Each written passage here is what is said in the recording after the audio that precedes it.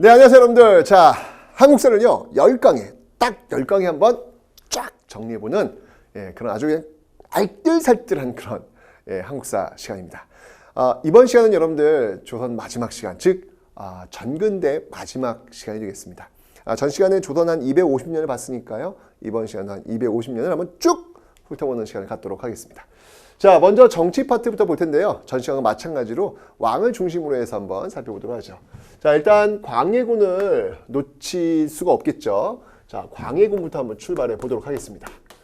자, 광해군 선조의 아들입니다. 임진왜란 때 분조, 즉 선조는 열심히 좀 사실 이제 피하기 바쁘셨고, 광해군이 실제로 이제 그 역할을 맡아가지고 임무를 수행했던 그런 왕인데, 이 광해군 하면 딱 떠오르는 외교. 그 외교가 뭐냐면요, 임진왜란 이후에 후금이 성장하는 모습을 보면서 후금과 명 사이에서 그 조선이 취해야 될 어떤 위치, 이런 것들 고민을 많이 해요. 그 과정 속에 나왔던 게 뭐냐면 바로 중립외교라는 것이죠. 중립외교. 자, 명나라가 도와주세요 라고 해서 어쩔 수 없이 군대를 파견했지만 강홍림을 통해서 적당히 눈치 봐가지고 싸워서 이길 수 없으면 항복해라 라는 명을 내렸던 인물, 그래서 강홍립 투항사건을 또 기억해 놓으셔야 합니다. 자, 이 광해군은요, 특히 대동법을 처음 시행했던 그런 왕이기도 하죠. 대동법은 뭐냐면 제가 또 설명드릴 텐데, 많이 가진 사람한테 세금을 많이 걷고 적게 가진 사람은 세금을 적게 내도록 하는 그런 제도였습니다. 당연히 반발이 많았겠죠. 그래서 이 대동법이 전국적으로 시행되었는데 무려 100년이 걸리게 된다는 거 제가 좀 더 다시 한번 설명드리겠습니다. 하지만 이렇게 중립외교 대동법과 같은 이런 정책을 보였지만 광해군의 어떤 도덕적 결함 분명히 있었습니다. 바로 자신의 어머니라고 할 수 있는 인목대비, 물론 다이렉트 어머니는 아니지만 어쨌건 인목대비를 폐위시키고, 그리고 자신의 동생, 바로 인목대비의 아들이라고 할 수 있겠죠, 영창대군을 또 증살시킨, 죽인 그런 어떤 도덕적 결함도 분명히 갖고 있습니다. 이것 때문에 결국 광해군은 쫓겨날 수밖에 없었죠. 그 사건이 바로 인조 반정이 되겠습니다. 그러면서 이제 인조가 들어서게 되는 것이죠. 자, 이렇게 공격을 하면서 나오게 된 사건. 자, 이 인조 정부는요, 바로 당시의 서인당, 인조 반정을 이 서인당이 서인 세력들이 중심이 되어서 밀어냈거든요. 자, 그러면서 이 서인 정부가 들어섰는데, 이 서인 정부의 그 외교 노선은 뭐였냐면요, 중립 외교 노선을 폐기하고 바로 친명 배금 정책을 추진하고 있더라. 결국 이것 때문에 어떤 일이 벌어졌습니까? 결국은 호란이 벌어지게 되는 것이죠. 정묘호란, 병자호란 벌어지면서 결국 인조는 남한산성에 들어갔고, 이 남한산성에서 항거하다가 결국은 나와서 항복을 했죠. 어디에서? 삼전도에서 굴욕적인 항복을 하게 되더라. 너무 속상해 라고 해서, 이 아버지 원수를 갚을 거야 라고 해서 인조의 아들 바로 효종이 북벌을 주장합니다. 북벌을 주장하죠. 그런데 이 북벌이라고 하는 게 이게 좀 이렇게, 이 북벌을 주장했던 그 인물이 누구였냐면 송시열이라는 인물과 함께 이 북벌을 주장이 되는데, 그래서 무기를 많이 준비하고 하곤 했지만 실제로 한 번도 청을 쳐본 적은 없죠. 오히려 청이 도와달라고 해요, 우리한테. 러시아를 치러 갈 테니 도와줘 라고 해가지고 그 청을 치기 위해서 만들었던 그 무기와 그 군대를 바로 청을 도와주어서 러시아를 쳤던, 좀 황당하죠, 그죠? 이게 바로 나선정벌이더라. 나선정벌을 이때 단행하였더라. 나선정벌을 통해서 우리가 이겼어요. 러시아를 물리쳤는데, 물리쳤지만 왠지 씁쓸한, 왠지 찝찝한 그런 정벌이 바로 이 나선정벌이다라는 거 기억해 놓으시면 되겠습니다. 자, 그 뒤를 이어서요, 이 효종이 딱 죽고 나서 과연 상복을 몇 년 입어야 되느냐, 3년 입어야 돼, 1년 입어야 돼, 이렇게 격하게 붙게 되는 사건이 벌어집니다. 이게 이제 현종 때 벌어지는데요. 이게 뭐냐면 바로 예송 논쟁이라는 거예요. 예송 논쟁. 상복을 3년 입어야 되느냐, 1년 입어야 되느냐, 상복을 1년 입어야 되느냐, 9개월 입어야 되느냐, 이것 때문에 정권 교체가 왔다 갔다 하는 정말 또 한 번 황당한 일이 벌어지는 것이죠. 물론 이건 우리 기준이에요. 이 당시 사람들한테 그 예법 논쟁은 굉장히 중요했던 겁니다. 특히 임진왜란 때 선조가 도망가는 모습 봤단 말이에요. 백성들을 버리고 도망가서 보면서 많은 백성들이 그 지배층 양반에 대한 싸늘한 시선이 있었습니다. 자, 이러다 보니까 그 양반들은 어떤 체제의 어떤 위기를 느꼈고 그 체제의 위기를 갖추기 위해서는 바로 다시 한번 예법이라고 하는 것들로 무장해야 되겠다라는 생각들을 가졌기 때문에 바로 이런 예법 논쟁을 굉장히 강하게 밀어붙였던 그 당시 어떤 그 배경이 있다라는 거 기억해 놓으시면 되겠습니다. 자, 어쨌건 간에 이런 예속 논쟁을 과정을 거치면서 들어섰던 왕이 누구였냐면요. 바로 숙종입니다. 자, 이 숙종의 그 카리스마, 우리 장희빈만 알고 있는데요. 제가 볼 때는요. 조선 역사 이래 가장 강력한 카리스마를 뿜었던 왕 한 명을 꼽아봐라. 저는 숙종 꼽겠습니다. 엄청난 카리스마 갖고 있어요. 엄청난 카리스마 갖고 이 숙종이 이제 밀어붙이게 되는데 이 숙종 때 있었던 이 숙종은 드디어 이제 자신의 어떤 그 왕권을 어떻게 강화시켰냐면 이번에는 서인당 너희들이 정권을 잡어. 잘하고 있어. 그러다가 그 다음날 갑자기 서인의 권력을 다 남인들에게 밀어줍니다. 이번엔 너희들이 해. 라고 하면서 이 사약가를 휙휙 날리죠. 어느 날 갑자기 남인들의 권력을 다 빼앗아 또 서인이 주죠. 이런 식으로.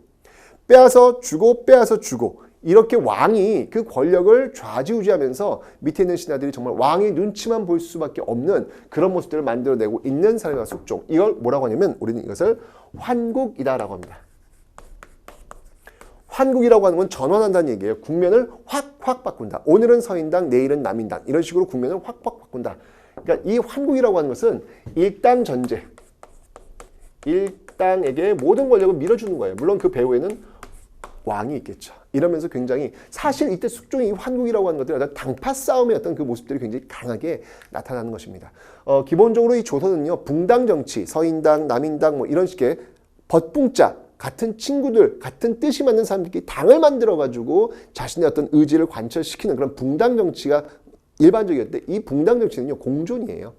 너 죽고 나 살고 이런 게 아니었다는 얘기죠. 내가 이만큼 가지면 너는 요만큼 가져. 이런 식으로 공존을 했는데 한국은 뭐냐면 그 붕당 정치의 공존을 완전히 깨버리고 그냥 한 당이 그냥 싹 권력을 장악해버리는 거. 이러면 반드시 문제가 발생할 수밖에 없겠죠. 이게 바로 숙종 때 있었던 내용들이다라는 거 받으시면 되겠습니다.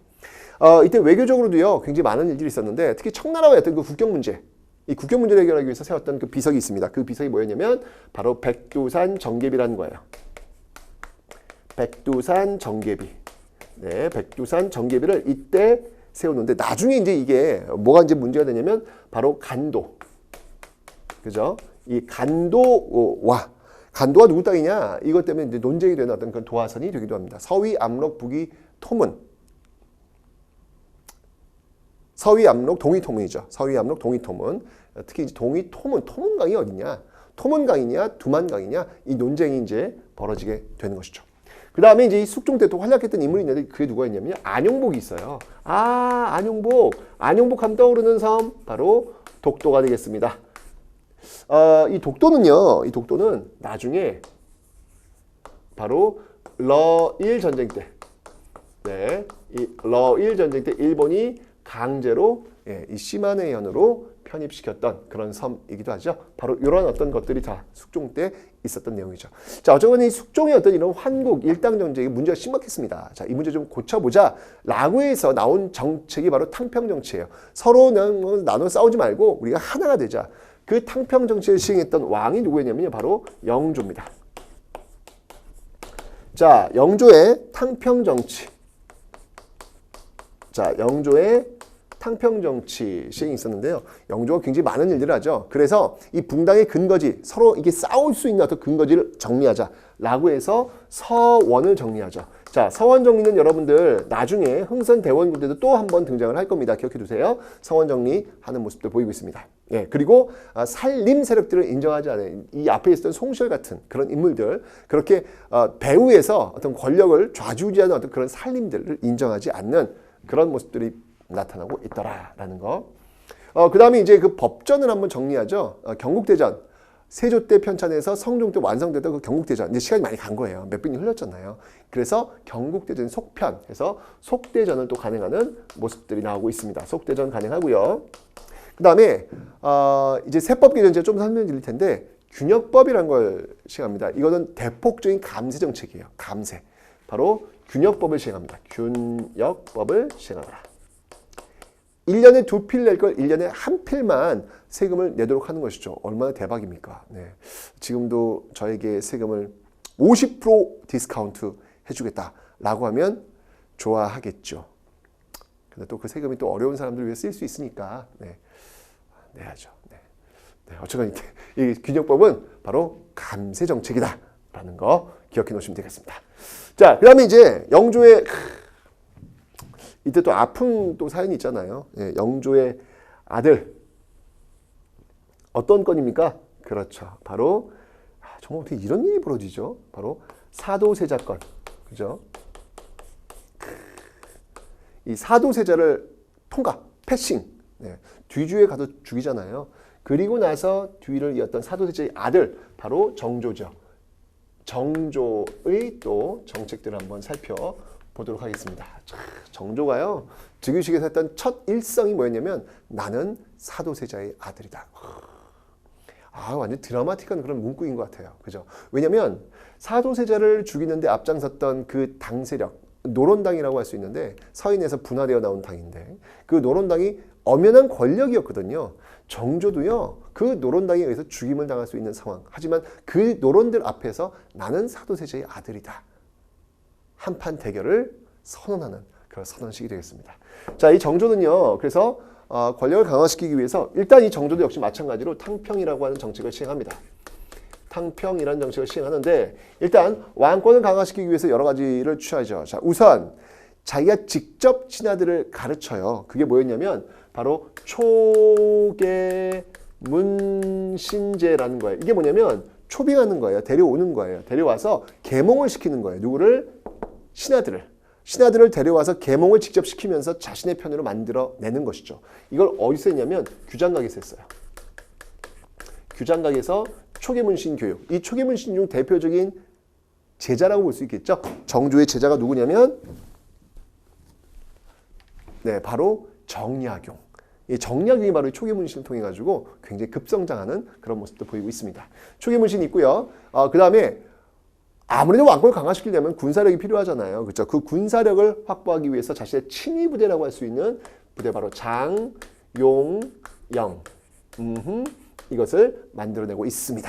자, 그리고 자신의 아버지 사도세자, 이 사도세자를 기리기 위해서 바로 수원화성을 또 축조하는 모습들 나타나고 있죠. 자, 그리고 이 법전도요, 그 할아버지 속대전 그 편에 이어가지고 대전 통편이라고 하는 법전도 한번 만져요. 왕권을 강화시키려면 항상 이렇게 법을 만지는 개혁의 어떤 그 모습들이 있는 것 같아요. 대전 통편이 있고요. 그 다음에 당시 어떤 상공업이 조선 후기 굉장히 많이 발달해요. 그 발달하다 보니까 어떤 독점권, 누가 갖고 있는 독점권을 좀 없애야 되겠다. 누구나 다 권리를 누릴 수 있어야 되겠다라고 해서 당시 그 시전상인, 종로에 있는 상인들이거든요. 그 시전상인들이 갖고 있는 권리가 뭐였냐면 금난전권이라는 게 있었어요. 그러니까 좌판 쫙 깔아놓고 물건 파는 사람들 때려잡을 수 있는 그런 권리가 있었어요. 금하는 거예요. 난전, 어지럽게 이 가게를 펼쳐놓고 있는 그런 것들을 때릴 수 있는 권리. 이게 금난전권이었는데 그 금난전권을 없앱니다. 누구나 다 장사할 수 있도록 해라 라고 해서 금난전권을 없애는데 이게 뭐냐면 바로 신해년에 통하게 하는 거예요. 누구에게나 다 공. 이게 바로 신해통공. 바로 금난전권의 폐지. 이게 바로 신해통공이다라는 거 기억하시면 되겠는데 문제는 뭐냐면 정조가 1800년이 죽어요. 너무 한 사람한테 이게 집중되어 있으면, 너무 뛰어난 한 사람이 집중되어 있으면 그 뛰어난 사람이 없어지면 문제가 발생할 수밖에 없어요. 그래서 사람보다는 시스템에 의해서 움직이는 게 훨씬 더 건강할 수가 있는 겁니다. 이게 딱 그랬죠. 정조가 딱 죽게 되면서 시스템이 와르르 무너집니다. 정조처럼 똑똑한 그런 왕이 나와야 되는데 그 뒤를 이어서 아주 어린 왕들이 등장을 한단 말이에요. 이러면서 전개되었던 정치, 바로 이 정조가 죽게 되면서 전개되었던 정치 형태를 우리는 무엇이라고 한다? 우리는 이것을 바로 세도 정치라고 합니다. 세도, 소수의 몇몇 가문이, 세도 가문들이 펼쳤던 정치 형태. 이 세도 정치에서는요, 이 소수 가문들이 바로 비변사를 장악해요. 비변사를 장악합니다. 비변사라고 하는 것은 여러분들 바로 임진왜란을 거치면서, 여러분들 그 고려시대 때 군사적인 어떤 상황이 발발하면 한 곳에 모여서 거기서 빠르게 처리를 해야 된다 그랬잖아요. 그게 바로 도병마사라고 했잖아요. 조선시도 마찬가지로 그런 게 생긴 거예요. 그러니까 외란과 호란을 거치면서 이 비변사의 권력이 굉장히 강화된 겁니다. 그런 권력들. 이 비변사가 이 쇄도 정치 때 가장 권력을 빵빵하게 장악하게 되는 것이죠. 이 비변사 중심으로 소수 가문들이 권력을 장악하는 것이고, 이를 통해서 이 매관 매직이 아주 뭐 난리도 아닙니다. 관직을 사고 파는 매관 매직이 아주 뭐 난리를 치는 것이죠. 매관 매직이 횡행하고 있었더라 라고 하는 것. 이러면서 관직을 돈 주고 산 거야. 그러면 어떻게 해야 돼요? 돈 주고 샀으면 또 뽑아야 될 거 아니에요. 그러면 어디서 뽑는데? 백성들한테 세금을 통해서 쥐어짜는 것이죠. 이러면서 삼정의 문란, 전정, 군정, 환정이라고 할 수 있는 삼정의 문란이 발생하는 것이죠. 그래서 이 19세기에는 엄청난 밀란들이 발생할 수밖에 없다라는 거. 네. 조선이라는 나라가 오래가기 어렵겠구나라는 게 이제 느껴지기 시작합니다. 자, 이게 바로 조선 후기. 예, 바로 임진왜란 이후에 펼쳐지고 있는 그 양상들 보시면 되겠습니다. 됐죠? 그러니까 붕당 정치에서 환국 정쟁에서 탕평 정치에서 이 세도 정치로 이어지는 그 정치 흐름들을 기억해 놓으시면 되겠습니다. 자, 이제 사실 조선 후기의 그 하이라이트는 경제예요. 이 경제에서 굉장히 중요한 변화들이 있습니다. 바로 지금 우리가 살고 있는 이 시대의 모습을 만들어내기 위한 경제 변화가 굉장히 많이 나타나고 있거든요. 그 내용들을 한번 살펴보도록 할 텐데, 자, 우선 먼저 세법의 변화입니다. 자, 세법의 변화들이 어떻게 이루어져 있는지 한번 살펴보죠. 세법의 변화. 세금이에요, 세금. 자, 세법에는요, 전세, 공납, 역. 앞에 제가 설명드렸잖아요. 그죠? 자, 그런 것들이 어떻게 변하는지 한번 보도록 하겠습니다. 자, 먼저, 전세입니다, 전세. 토지세, 토지세. 이 토지세는, 앞에서 여러분들 조선 전기 때 왜 과전법 시행되었고, 그 다음에 이제 세종 때 전분육등법, 연분구등법 시행된다 그랬잖아요. 다 전세, 그 기준을 정하는 법이었잖아요. 이게 너무 어렵다 그랬어요. 너무 촘촘해.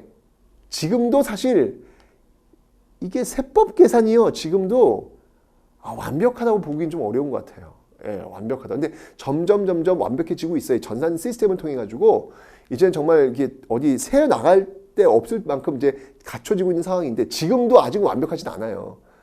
그러다 보니까 아직도 이 탈세나 이런 것들이 아직도 있는 이유가 바로 그런 겁니다. 그러니까 이렇게 빠져나간 구멍이 있는 거예요. 그래서 조선시대 오죽했겠냐고요. 그 촘촘한 그 기준을 잡기 어렵잖아요.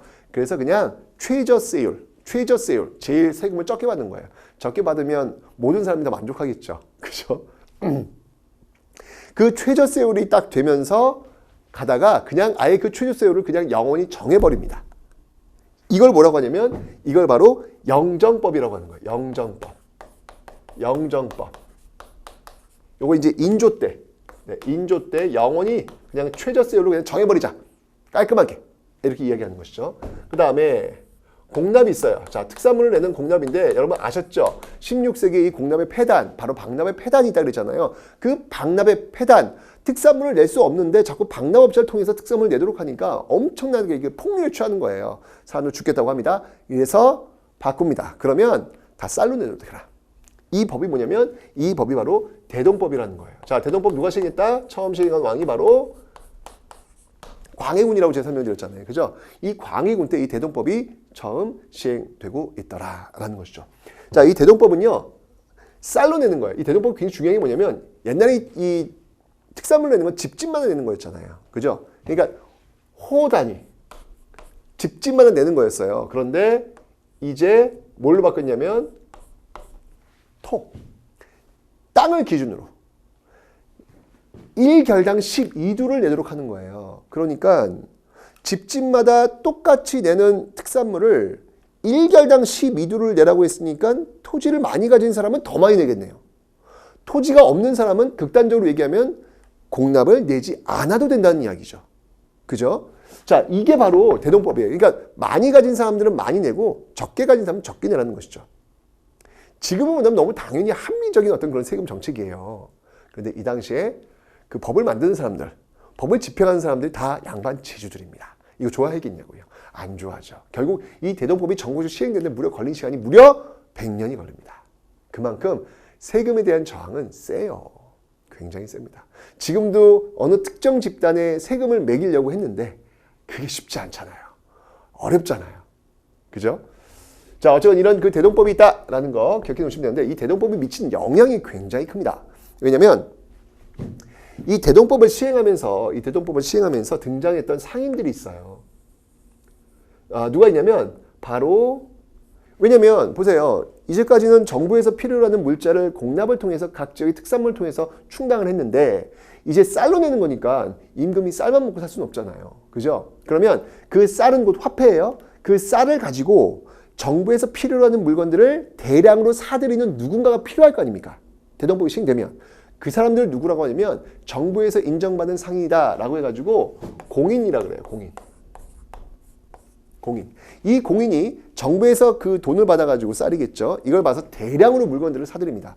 이러니까 어떤 일이 벌어지냐면 이전까지만 조선 전기까지만 해도 자급자족의 어떤 수공업자들 그냥 내가 필요로 해서 쓰고 있는 어떤 그런 모습들이었는데 이제는 대량 주문이 들어오니까 대량으로 물건을 만들어야 돼요. 대량으로 물건을 만들어야 되니까 그 사람들이 모여가지고 분업화되는 어떤 모습들 마치 지금의 공장과 비슷한 모습들이 만들어질 수밖에 없는 시스템. 그리고 대량으로 물건을 사들이니까 대량으로 물건을 사고 파는 어떤 그런 시스템들이 갖춰질 수밖에 없겠죠. 즉, 이 대동법을 통해서 이 공인이 등장하면서 바로 상품화폐 경제가 발달하더라라고 하는 거. 와우. 상품화폐 경제가 발달할 수밖에 없는 그런 조건이 갖춰지고 있더라. 굉장히 중요한 거예요. 여러분들 이 조선 후기에서 포인트는 뭐냐면요. 지금 우리가 살고 있는 이 자본주의의 그 싹들이 바로 이 시기에 등장하고 있더라. 그 중에서 일조한 것이 바로 이 대동법이었다라는 것을 꼭 기억해 놓으시면 되겠습니다. 됐죠? 자, 그 다음에 이제 역을 한번 또 살펴보도록 하겠습니다. 역입니다. 역. 자, 역은요, 노동력을 제공하는 거라고 그랬는데, 이것도 이제 그 16세기 보면 대립, 대신 너가 좀 가. 또는 포를 내고 빠져. 방문수포. 이런 것들이 있었는데, 여기 과정에서 또 이 사또가 또 이 장난을 치는 거예요. 내가 빼줄게. 포를 좀 더 내야 되겠는데, 뭐 이런 식으로 해서 빼주는 거죠. 그래서 아예 이 대동법 이제 시행했던 그 왕은 제가 광해군이라고 그랬잖아요. 광해군 때 처음 시행되었다라고 했는데 이 역은요. 균역법 누구였죠? 앞에서 누구였어요? 영조. 그죠? 이 균역법을 시행합니다. 원래 1년에 2필 내는 게 원칙이었거든요. 그런데 이 균역법은요. 영조 때 시행한 건데요. 1년에 한 필. 네, 1년에 한 필. 정말 50% 세금을 깎아주는 거예요. 대박이죠.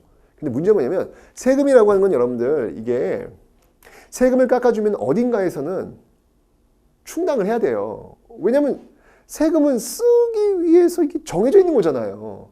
어느 쪽을 덜어내면 어느 쪽은 더 내야 된다는 얘기죠. 여기도 똑같아요. 이렇게 국가에서 굉장히 중요한 세수가 지금 빠져나갔잖아요. 그럼 그걸 채워 넣어야 되죠. 그 채워 넣는 것을 어떻게 했느냐? 그 채워 넣는 방법을 어떻게 했냐면요. 네, 바로 뚠뚠뚠뚠뚠뚠뚠. 네, 이거를 어떻게 했냐면 바로 어장세. 이것을 어장세 또는 소금, 염세 또는 돈은 많은데 이 당시 좀 돈 좀 번 사람들이 등장을 합니다. 내가 좀 설명 드릴게요. 이유가 있어요. 그 사람들 돈 벌면 그 다음에 뭘 하고 싶은지 알아요, 여러분들? 여러분 돈 좀 가졌어. 뭐 하고 싶어? 네, 핸드폰 사고 싶겠구나, 여러분들은. 그죠? 좋은 거. 조금 이제 성인이 되면 자동차를 갖고 싶어 하고. 네. 남자들은 차를 좀 갖고 싶어 하고 여자들은 집을 좀 갖고 싶어 한다. 뭐 그런 얘기가 있더라고요, 보니까. 그 이유가 있어요. 왜냐면 이게 구석기 시대부터 남자들은요 주로 이 사냥을 많이 하잖아요. 사냥을 많이 하니까 목표물 향해서 탁 달려가는 어떤 그런 거에 꽂혀 있어요, 유전자적으로. 근데 여성들은 채집 경제, 둘러본다고요. 이렇게 둘러보는 거. 그런 것들이 굉장히 강한 그런 모습들이 있기 때문에 그래서 아마 이 집을 좀 더 관심을 갖고 있는 거 아닌가라는 그런 생각이 듭니다. 여성들이 좀 더 알뜰한 것 같아요. 자, 어쨌든 이 당시에도 역시 마찬가지로 돈이 좀 있는 그런 사람들이 있어요. 그러니까 그 다음 단계는 뭐냐면 돈을 많이 가지면요. 그 다음에 이제 먹을 거 사고 막 사잖아요. 그 다음 단계 뭘 갖고 싶냐면 명예를 갖고 싶어요. 명예. 그래서 이 당시도 마찬가지예요. 돈 좀 가진 사람들이 나도 좀 이렇게 좀 명예를 갖고 싶어 라고 했는 사람들한테 선무군관이라는 명예직을 주는 거예요. 네. 서로가 외민이죠. 네, 정부는 돈 받고 명예직 주고 이런 거. 그 다음에 또 뭐가 있냐면 결작이라는 게 있어요. 결작. 자, 이 결작이 뭐냐면 1결당 2두씩 세금을 내는 거예요. 근데 여러분 보세요. 지금 보니까 대동법은 1결당 12두를 내는 것이고 영정법은 1결당 4에서 6두를 내는 거예요. 1결당 4에서 6두, 1결당 12두, 1결당 2두. 지금 세금이 어디에 집중되고 있죠? 토지에 집중되고 있습니다. 지금 보시면 알겠지만 자, 결작, 그 다음이 토지, 그 다음이 전세. 이 모두 다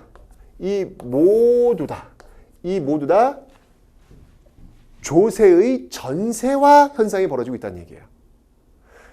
다 땅에 지금 세금이 물리고 있다는 얘기예요. 그 말은 뭐냐면 그만큼 토지에서 나오는 쌀이 많아졌다는 이야기예요.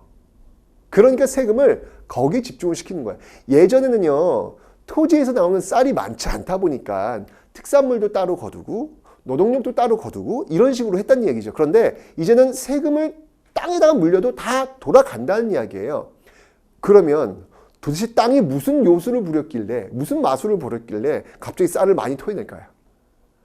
이유가 있어요. 조선 후기 때 이렇게 토지에 집중되는 그 이유는 뭐냐면 바로 모내기법, 이양법이 전국적으로 확산되면서 어마어마한 생산력을 자랑하게 됩니다. 바로 모내기법의 일반화, 바로 이 모내기법의 일반화가 가장 중요한 포인트가 된다라는 겁니다. 모내기법의 일반화 완전 중요해요. 네, 이 모내기법의 일반화가 아주 사회를요 많은 변화를 가져오게 했습니다. 자, 이 모내기법은요 우선 노동력을 감소시킵니다. 자, 노동력을 감소시킵니다. 5명이 할 일을 1명이 할 수 있대요. 예를 들면 특히 농사를 짓는 데 있어가지고 여기 가을에 특히 여름에 김매기를 해야 되는데 예전에는요 그냥 씨앗을 이렇게 뿌렸어요. 뿌렸으면 이게 여름쯤 되면은 벼하고 그 피하고 피는 뽑아줘야 되거든요. 근데 너무 똑같아. 이걸 다 골라내려면 노동력이 엄청 많이 들어요. 그런데 이 모내기법은요 줄을 딱 써가지고 딱 심어버리잖아요. 그 주위에 나는 피는 쭉쭉쭉 뽑아주는 거예요. 그죠? 5명이 할 일을 1명이 할 수 있다. 축축축축 거두면 되니까요. 그래서 노동력을 감소시킵니다. 노동력을 감소시키니까 어떤 일이 벌어지냐면 5명이 할 일을 1명이 해요. 그럼 그 1명은 부자가 되겠죠. 나머지 4명은 어떻게 되는 거예요? 토지에서 떨어져 나올 수밖에 없는 거예요. 즉 농민이 토지에서 떨어져 나오면 생계를 유지하기 위해서 뭘 해야 되면 노동자가 돼야 돼요. 자, 여러분들 자본주의 사회에서 제일 중요한 두 개의 요소는 자본과 노동입니다. 그죠? 즉 노동자들, 토지에서 떨어져 나오는 사람들이 등장을 해줘야 자본주의라는 게 돌아갈 수 있단 말이에요. 그 모습들이 이제 나오는 거예요. 이 모내기법이 바로 그런 효과를 주고 있더라라는 얘기죠. 여러분들이나 저나 지금 토지에서 떨어져 나와가지고 지금 공부를 하고 있잖아요. 그죠? 네. 우리는 다 노동자가 될 겁니다. 네. 오케이. 자, 그래서 왜요? 기분이 안 좋아요? 노동이 얼마나 신선한 건데. 네. 자, 이 노동력 감소는요. 그래서 농민층을 분화시켜요. 농민층의 분화를 가져오고요. 농민층의 분화를 가지고요. 한 사람이 넓은 토지를 경작할 수 있기 때문에 이걸 뭐라고 하냐면 이거를 광작이라고 해요. 넓게 경작한다. 라고 해서 광작이다. 라고 얘기를 하는 겁니다. 그래서 광작 경영이 이제 나타나는 모습이 있고요. 그 다음에 생산력을 비약적으로 증가시켜요. 생산력의 비약적인 증가가 이루어지고 있죠. 이만한 토지에서 엄청나게 많은 그런 생산물들이 나오게 되는 겁니다. 자, 이 생산물이 나오게 되면서 이제 소작 짓는 사람들 있잖아요. 그 소작 짓는 사람들이 농사 짓는 기술에 대한 자신감이 있으니까 이제 지주와 딜을 하는 거예요. 이전까지는 병작 반수였어요. 가을에 100가마를 생산했으면 100가마 반반 나눴다는 얘기예요. 지주와 소작농이. 그런데 소작농이 이제 자신이 있는 거예요. 그래서 미리 계약을 하는 거예요. 내가 봄에 계약을 하는 것이죠. 내가 당신한테 쌀 60가마 줄게. 나머지는 내 거야. 이렇게 계약을 하는 거예요. 그럼 지주는 작년까지만 해도 병작반수 50가마를 받았는데 제가 미쳤나 봐. 60가마를 주겠대. 무조건 주겠대. 오케이. 이렇게 되면 소장농과 지주와의 관계가 어떻게 되면 계약 관계가 돼요. 그 이전까지 병작반수에서는요. 반반 나눈 거기 때문에 일단 생산이 많아야 되잖아요. 그러면 이 지주가 소장농을 닥달할 수밖에 없겠죠. 그리고 닥달할 수 있는 기재가 있어요. 왜냐하면 조선사회는 신분제도이기 때문에 양반이 소장농을 닥달할 수 있는 그 힘이 있단 말이에요. 그런데 조선 후기 와가지고 이 모내기법이 일반화되면서 바로 계약 관계로 전환되는 것이죠. 지금 어때요? 지금 자본과 노동자의 관계는 계약 관계입니다. 그죠? 계약? 내가 사표 내면 그만두면 되는 거예요. 사표 내고 그만둔다고 해가지고 자본이 나를 갖고 막 너희 이런 몹쓸놈 이러지 않는단 말이에요. 왜? 우린 계약이니까. 그런 모습들이 지금 여기서부터 나오고 있더라라는 얘기죠. 자, 그래서 생산의 비약적인 증가는요. 이게 뭐냐면 병작반수와는 좀 다른 방식인데 이걸 우리는 도조법이라 그래요. 도조법. 이 도자가 무슨 도자냐면 도박할 도자예요. 그러니까 딜을 하는 거예요. 아니 근데 사실은 막 흉년이 와고 막 그러면 60가만 못 줄 수도 있잖아요. 실패하면. 왜냐면 이 양법이 이게 되게 위험한 거예요. 왜냐면 봄에 만약에 봄가뭄 심해. 물을 대야 되는데 이게 물을 대야 되잖아요. 이거는요. 직파법은 그냥 벽시 뿌리면 되는 거거든요. 이게 물을 댔다 뺐다 해줘야 되는데 물이 없어. 그럼 망치는 거예요. 그럼 60가만 약속했는데 어떡할 거야. 이건 도박이에요. 도박. 자신이 있으니까 이 도박에 거는 이런 도조법을 주장하고 나온 것이죠. 네. 자, 그래서 이런 모내기법의 일반화된 모습들인데 이게 굉장히 많은 영향을 미치게 됩니다. 자, 어떤 영향들이 있는지 한번 볼게요. 먼저 이 생산량이 비약적으로 증가가 되다 보니까 잉여물 남는 게 많은 거예요. 남는 게 많으면 여러분들 뭘 할까요? 남는 게 많으니까 교환을 하는 거예요. 이러면서 상업이 굉장히 발달되는 겁니다. 여러분들도 물건을 뭔가 사고 싶어. 그럼 뭐가 있어야 돼? 주머니에 돈이 있어야 뭘 살 거 아니에요. 남는 게 있어야 살 거 아니에요. 아무것도 없어. 그러면 소비가 돼야 돼? 안 된단 말이에요. 근데 이 당시에 모내기법이 일반화되면서 바로 이 생산이 비약적으로 증가하면서 잉여물, 남는 게 생기다 보니까 그 남는 걸로 이렇게 선물 공간도 좀 사고 내가 필요한 것도 좀 사고 이렇게 살 수 있는 그 소비 행위가 진작된다는 얘기죠. 이 말은 뭐냐면 자본주의에서 제일 중요한 건 소비거든요. 소비가 돼야만 이 자본주의 시스템이 돌아가는 거예요. 그 모습들이 조선 후기에 지금 나타나고 있더라. 왜? 모내기법이 일반화되면서 나타난 현상이었습니다. 자, 그래서 상인들이 굉장히 많이 발달합니다. 조선 전기만 해도 여러분들 그러니까 중농 억상 정책이었어요. 농업을 중시하고 이 상업을 굉장히 억제하는 어떤 그런 모습이었는데 조선 후기 와서는 드디어 이제 상인들이 굉장히 많이 활발하게 활동하게 됩니다. 이 생산량의 비약적 증가, 자, 그 영향으로 등장했던 그 상인들을 한번 좀 살펴보도록 하죠. 자, 어떤 상인들이 있냐면요. 자, 먼저 도고들이 있어요. 도고. 자, 이 도고는요. 독점적 도매 상인이라고 합니다. 독점적 도매 상인. 이 도고에 해당하는 사람들이 있다면 어떤 사람이 있을까요? 개성상인들 중에서 개성상인들을 송상이라고 그래요. 왜냐면 그 개성은 송악이라고 했잖아요. 그 송악적인 상인들에서 송상이라고 하는데 이 송상들 돈 무지하게 많이 벌입니다. 인삼 있죠, 인삼. 예, 그런 거 돈 무지하게 많이 벌고요. 그 다음에 시전상인들, 종로에서 장사하는 사람들 있잖아요. 시전상인들. 예, 역시 돈 많이 벌죠. 그 다음에 대동법 시행으로 등장했던 상인들 있잖아요. 공인들. 네, 이런 공인들. 빰빰. 이런 사람들이 독점적 도매에 사는 물건을 왕창 사들인단 말이에요. 왕창 사들인단 말이에요. 이런 도고들이 등장하고 있더라 라고 하는 거 기억해 놓으시면 되고요. 뭐 도고뿐인가요? 보부상들도 있습니다. 보부상. 전국을 돌아다니면서 물건을 사고 파는 보부상들. 이 보부상은 장씨를 연결해 줍니다. 그 다음에 중개해 주는 사람들, 물건을 사고 파는 중개하는 사람도 필요할 거 아니에요. 그런 사람들 우리는 객주와 여각. 이런 모습들이 있고요. 그 다음에 물건을 아예 돈을 미리 주고 수공업자한테 물건을 주문하는, 미리 돈을 지불하는 선대제라는 게 있어요. 선대제. 이런 선대제가 또 유행하는 모습들도 있습니다. 선대제.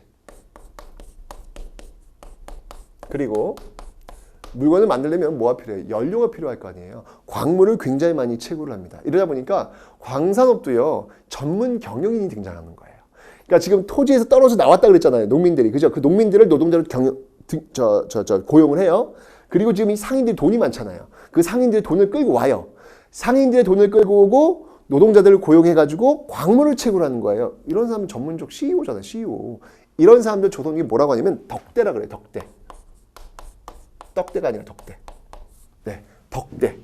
지금 보면 알겠지만 여러분들 광작, 도조법, 선대제, 덕대 이런 것들은 독점적 도매 도구 이런 것들은 다 지금 우리 사회에도 볼 수 있는 그런 모습들.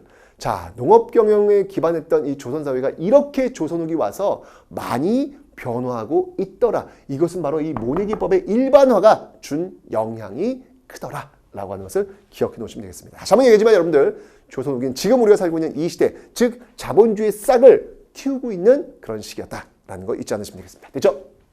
자, 그렇다면 경제가 미친 사회적 변화는 또 어떤 것들이 있을까요? 굉장히 많이 있습니다. 일단 여러분들 이 모내기법의 일반화는요, 계속해서 영향을 미칠 수밖에 없습니다. 왜냐하면 좀 여유가 생기는 사람들이 등장하는 거예요. 여유가 좀 생기는 거예요.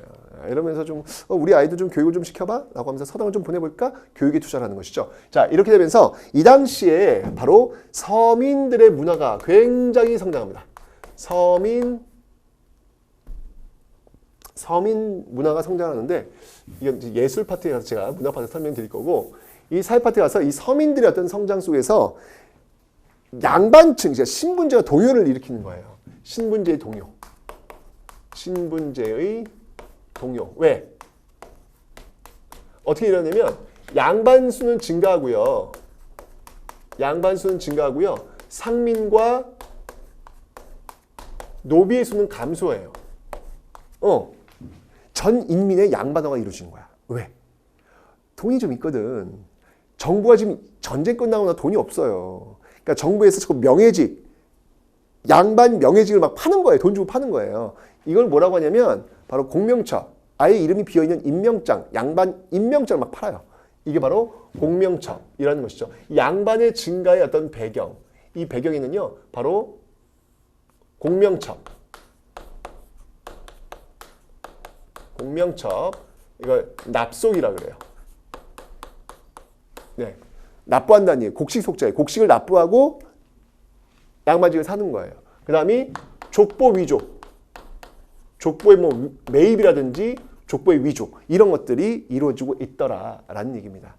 그러니까 양반들도 지금 여러분들 조선 후기잖아요. 숙종 때 환국, 국면이 확확 바뀐다 그랬잖아요. 그러면 갑자기 양반하다가 갑자기 그냥 다 모든 권력을 내려놓는 사람이 등장할 거 아니에요.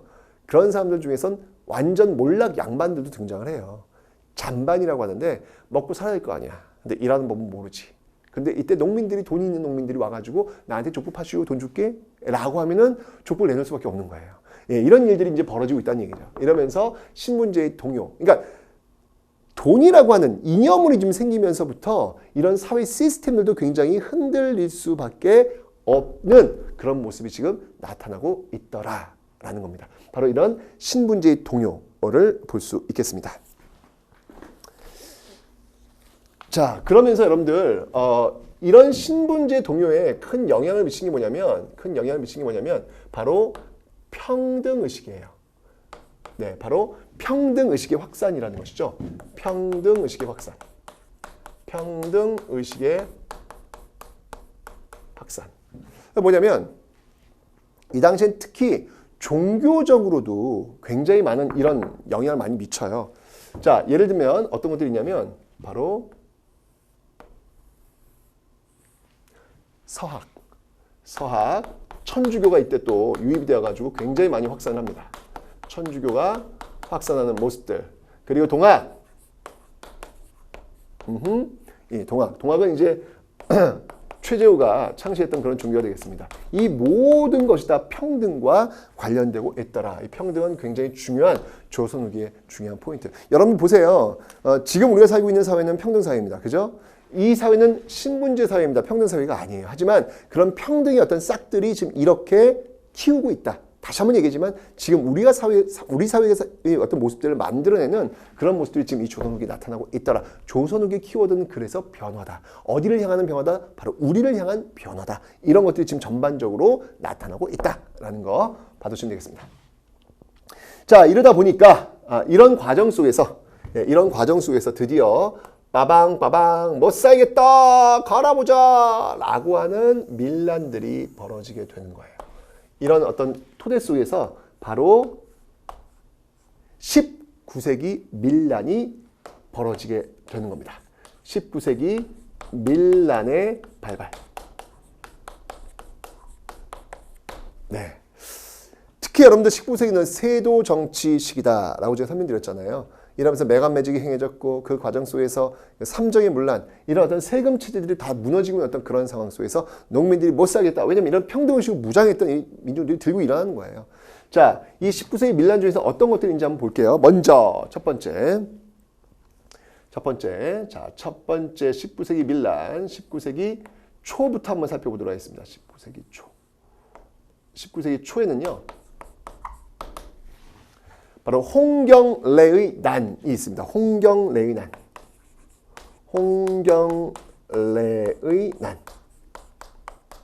이 서북 지역민들에 대한 차별, 여러 가지 이유가 있는데 특히 이 평안도 지역, 서북민에 대한 어떤 차별, 이런 것들이 주가 되면서 들고 일어났던 사건이 있고요. 그 다음에 19세기 중반이 되면 나 같은 경우는 임술 농민분기가 있어요. 임술 농민봉기. 자, 이 임술 농민봉기는요, 진주에서 출발을 하는데요. 이 임술 농민봉기의 가장 큰 문제는 뭐냐면 당시 세도 정치의 어떤 삼정의 문란, 이게 가장 큰 문제였어요. 그래서 이 임술 농민봉기가 일어나자 이 문제를 해결하기 위해서 정부에서 만든 관청이 있어요. 그 관청이 뭐냐면 바로 삼정이정청이라는 겁니다. 삼정이정청. 네, 삼정의 문란을 한번 좀 이렇게 해보겠다. 그럼 우리 한번 고쳐볼 테니까 이제 그만해라 라고 하면서 이런 것들을 세우긴 하지만 그렇게 뭐 고쳐지지 않습니다. 결국 이렇게 홍경래난, 임술농민봉기 이런 것들이 미봉책으로 결국은 잘 진화가 안 되는 거죠. 본질적인 어떤 원인들을 해결을 못하는 것이죠. 결국 19세기 후반에 가면 어마어마한 밀란의 대표라고 할 수 있는 사건, 그게 바로 동학농민운동. 이 동학농민운동이 그래서 벌어지는 거예요. 그 19세기 어떤 그 흐름들을 잘 보십시오. 하여튼 정조가 딱 죽게 되면서 그 시스템이 갖춰져 있지 않았기 때문에 이런 모습들이 펼쳐지게 되더라라는 거 다시 한번 보시면 되겠습니다. 자, 그래서 19세기 밀란의 발발 기억해 놓으시면 되고요. 특히 그 19세기, 특히 이제 조선 후기 그 사회에서 볼 때 여러분들 여성들 있잖아요. 이 여성들의 지위가 굉장히 하락하는 그런 모습들이 보이고 있습니다. 이런 건 뭐냐면 제가 아까 말씀드렸잖아요. 그 예속 논쟁이라고 하는 것은 뭐냐면 양란 이후에 그 양반 지배층이라고 하는 위기, 그 위기를 다시 예법을 통해서 한번 좀 컨트롤 해보겠다라고 하는 의지가 있다 그랬죠. 이게 중앙에서부터 가정까지 밀고 내려오는 거예요. 밀고 내려오면서 남자답게 여자답게라고 하는 그 기준선이 구분선이 더욱더 강화되는 것이죠. 이러면서 여성들의 지위, 그러니까 장남 위주의, 남성 위주의 가족 시스템이 이때 만들어졌고, 이게 아직까지도 우리한테 지금 굉장히 강하게 남아있는 거예요. 그 전까지만 해도 여러분들 이런 모습 아니에요. 고려나 조선 전기만 해도요, 여성의 그 가정 내 지위는 남성과 동등했어요. 제가 얘기했잖아요. 균분상속과 그리고 윤행봉사라고 하는 게 조선 전기까지, 고려 말부터 고려 시대부터 조선까지 쭉 이어진 모습이란 말이죠. 근데 조선 후기 와가지고 이게 완전히 역전되는 거예요. 그러니까 우리가 생각하고 있는 지금의 어떤 이 모습들이 굉장히 조선 후기적인 어떤 사고방식, 조선 후기 눈을 가지고 지금 바라보고 있다는 얘기죠. 이 모습들은, 이 사고는 우리의 전통이라고 할 수는 없다는 이야기예요. 다시 한번 얘기하지만 추석에는 여자 집, 설날에는 남자 집. 이렇게 갑시다. 기승전 갑시다. 네, 그게 우리의 전통은 아니거든요. 조선 후기에 만들어진 어떤 그런 사고방식들이 지금까지도 우리의 몸속에, 우리의 사회 속에 남아있을 뿐입니다. 네.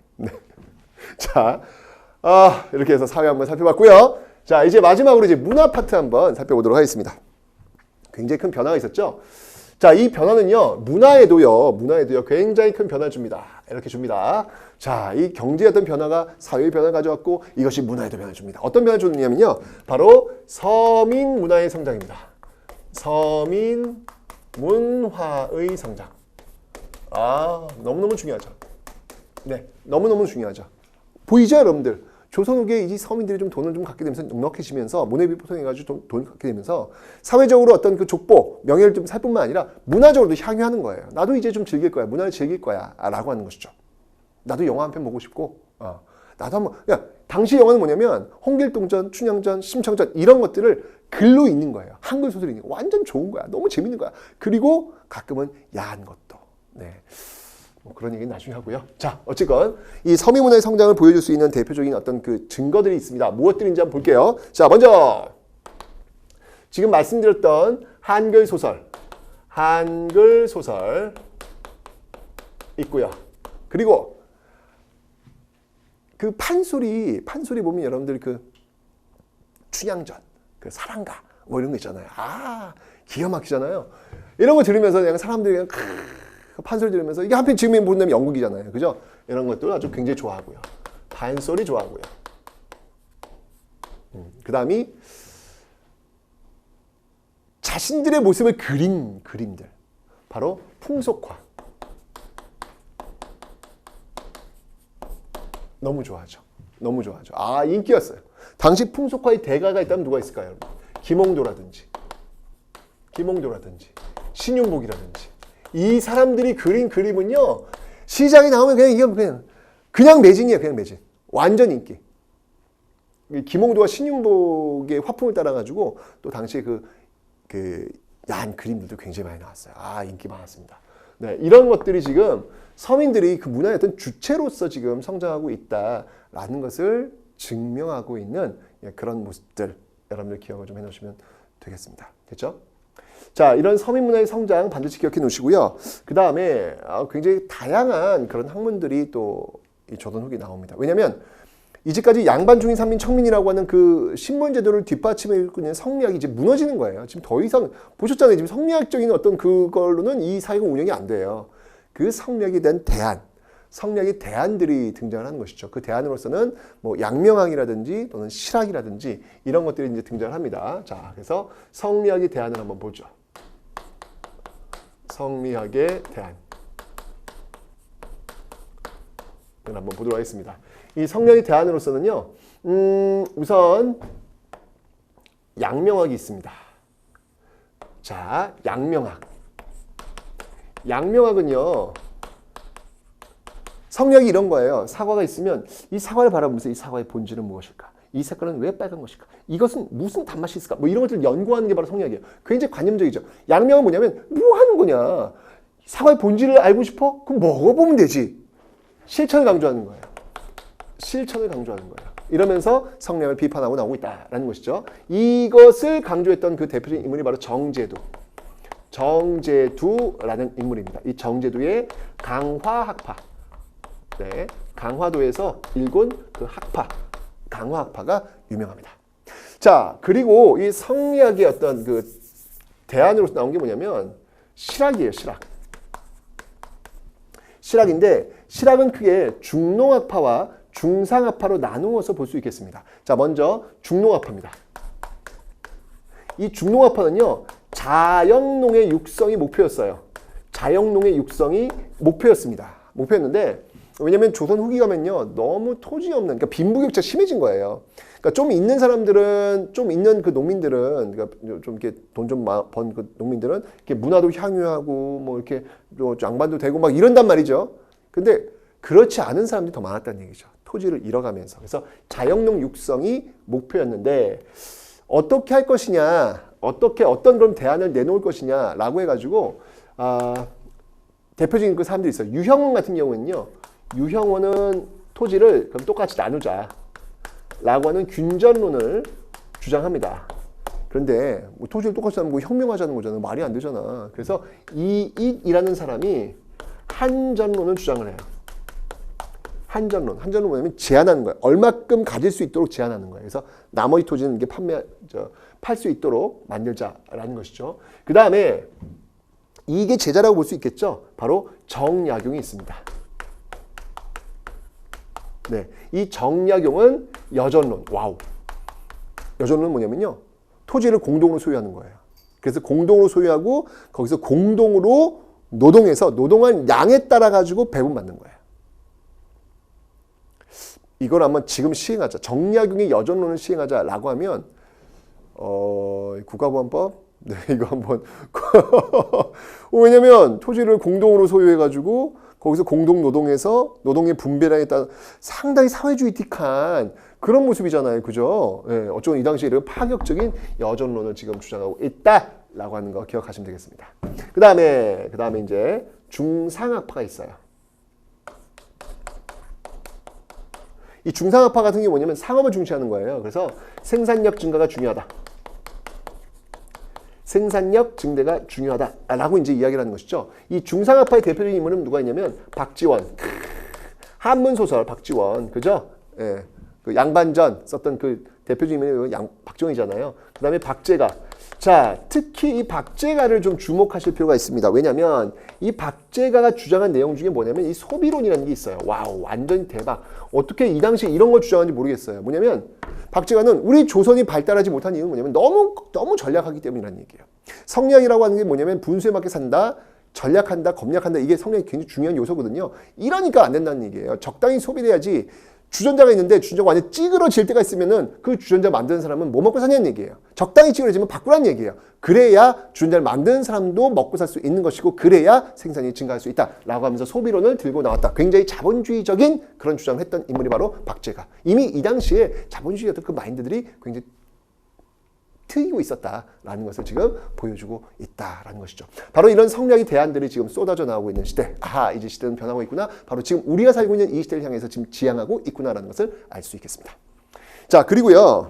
이 당시에 서학이라는 것도요. 서양에서 들어온 그 학문이잖아요. 이 서학의 어떤 전례도요. 굉장히 많은 영향을 미쳐요. 뭐냐면 서학의 전례를 통해서 중국 중심의 세계관을 깨는 거예요. 중국 중심의 세계관. 이제까지 중국이 중심, 세계 중심이라고 알고 있었는데 중국 중심의 세계관이 깨지는 거죠. 그 대표적인 게 뭐가 있냐면 바로 고려만국전도. 고려만국전도. 이게 뭐냐면 세계 지도예요. 세계 지도를 봤더니 중국도 그냥 지구상의 한 나라일 뿐이에요. 옛날엔 중국이 센터인 줄 알았는데 아니야. 지구는 둥글어. 돌다가 찍으면 어느 나라가 중심이 될 수 있는 거야. 우리도 중심이 될 수 있는 거야. 왜 중국만 중심이지? 라고 하는 생각들을 하게 만든 것이죠. 고려만국전도. 그 다음에 또 뭐가 있냐면 이 시언역. 시언역은 서양 역법이에요. 이런 시언역들이 지금 전례가 되고 있더라라는 거 기억하시면 되겠습니다. 자, 그 다음에 이제는요. 이게 중국 중심의 세계관이 깨지니까 이 중국 중심의 세계관이 깨지니까 이제 우리 것에 대한 관심들이 굉장히 많아져요. 예, 많아지면서 그림도 예전까지는 중국에 산 중국 사람들, 상상 속 사람들이 이제 등장을 했다면 이젠 그게 아니라 우리 사람, 우리 자연이 등장하는 거예요. 지금 이미 풍속화에서는 우리 사람이 등장하고 있잖아요. 그죠? 그리고 그림에서는요. 바로 진경산수화. 진경산수화. 가 유행을 하게 되더라. 겸재정선. 겸재정선의 진경산수화. 진짜 우리의 그 산하를 그린 그런 그림들이 등장하고 있더라라는 것을 기억하시면 되겠습니다. 됐죠? 이 당시에 또 유행했던 그런 그 자기론은요. 청화백자.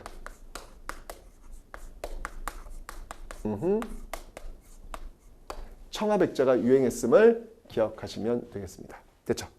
자, 이렇게 조선 후기 아주 급변하고 있는 모습들을 한번 살펴봤습니다. 자, 한번 정리 한번 해보도록 하겠습니다. 자, 정치, 경제, 사회, 문화로 나누어서 봤는데요. 자, 먼저 정치에서는 쭉 이렇게 나오고 있습니다. 하여튼 붕당에서, 한국에서, 탕평에서 세도로 넘어가는 요 모습들 보시면 되고 특히 영종조 너무 중요합니다, 여러분들. 여기서 포인트는 역시 뭐니 해도 시험에 제일 잘 나오는 건 영조와 정조입니다. 조선전기 세종이 있다면 조선후기는 영종조가 있으니까 꼭 기억해 놓으세요. 그다음에 경제에서는요, 이 영정법, 대동법, 균역법이라고 하는 거, 요게 조선 후기 때 나왔다라는 거 중요하니까 기억해 두시고요. 모내기법의 일반화가 이렇게 많은 변화를 가져오고 있다라는 거, 이렇게 사회도 신문지의 동요와 이런 밀랑까지 연결되는 모습들, 그리고 이렇게 문화에서는 서민 문화의 성장까지 이어지는 이 모습들이 지금 일렬로 이루어지고 있다라는 거. 그래서 제가 이거는 포인트로 한번 좀 가봐야 될 것 같아요. 자, 그래서 다시 한번 이 모내기법의 변화라고 하는 게 쫙 갑니다. 이렇게 영향을 미치고 있다는 얘기예요. 쭉 올라가서 이렇게 짠짠, 그리고 또 그 영향이 이렇게 짠짠, 네, 이어지고 있는 요 라인을 여러분들 기억하시면 되겠습니다. 됐죠? 자, 이렇게 해서 조선 후기, 지금 우리가 사회에 살고 있는 이 모습을 향하고 있는 그 모습들을 1시간 동안에 확인을 한번 해봤습니다. 자, 여기까지가 이제 전 근대 파트였고요. 다음 시간부터는 이제 근현대, 그 근현대의 한 100여 년의 역사를 시작해 보도록 하겠습니다.